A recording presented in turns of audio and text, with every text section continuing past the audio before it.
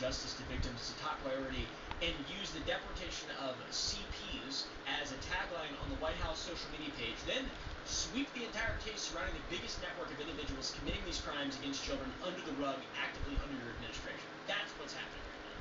If you really want to simplify it, it is the most ironic twist, M. Night Shyamalan type thing I've ever seen in my life. And that's also right on the heels of being at war with Iran.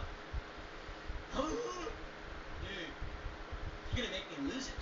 You're going to make me go crazy and make crazy sounds. It's also a blatant lie to say that nobody cares about Epstein. You don't care about Epstein. On the list. Anybody who doesn't care about Epstein is on the list. A lot of people care. They care that everyone involved with this evil act goes down for them. Bad stuff happened. Absolutely. A lot of people were involved. Let's get rid of them. Not just that there's a fucking flight list for sure. And a lot of people were on it. Like RFK and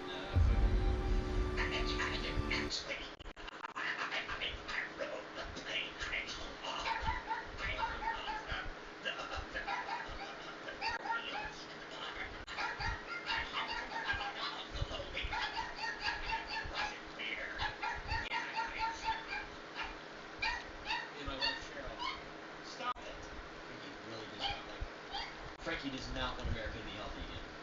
Jesus Christ. Jeffrey Epstein is the most notorious perpetrator of crimes against children in the modern era in America, and people want to know that nobody is going to get away clean.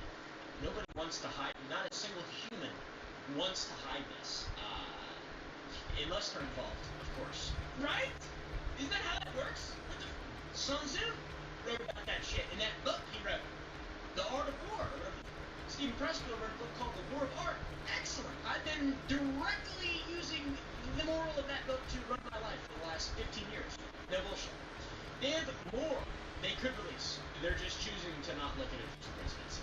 People on Capitol Hill. And we know this. We have to look no further than the February release of the Epstein files. On February 27, 2025, Pam Bondi hosted conservative influencers at the White House where they made a big show of handing out white binders labeled Epstein Files Phase 1. The attendees included prominent social media figures like Liz Wheeler, Jack, whatever the fuck's name is, Libs of TikTok, Chaya, and Mike Cernovich. These are influencers representing millions of combined followers across all platforms. So Phase 1, that's Phase 1. We have proof of that. That's the White House. That's their official thing that they did. What happened to Phase 2? What about Phase 3? Is this Phase 2?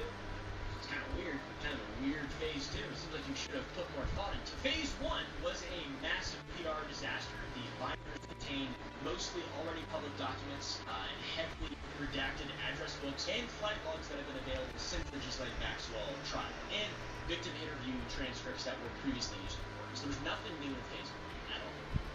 Some black lines. Okay, alright, dude. So the first time they tried to do this, their big show of an Epstein Files release didn't even reveal a single new thing. And now it just seems like it was intended to placate those demanding promises to be kept, but people are